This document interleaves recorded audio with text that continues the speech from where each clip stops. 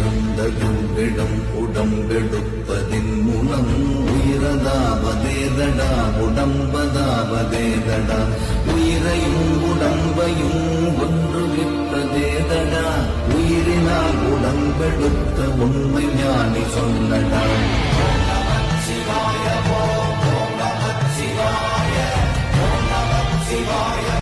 உயிரிறந்த கும்பிடம் உடம்பெடுப்பதின் மூலம் உயிரதாவதேதடா உடம்பதாவதேதடா உயிரையும் உடம்பையும் ஒன்று விற்பதேதடா உயிரினால் உடம்பெடுத்த உண்மை ஞானி சொல்லடா.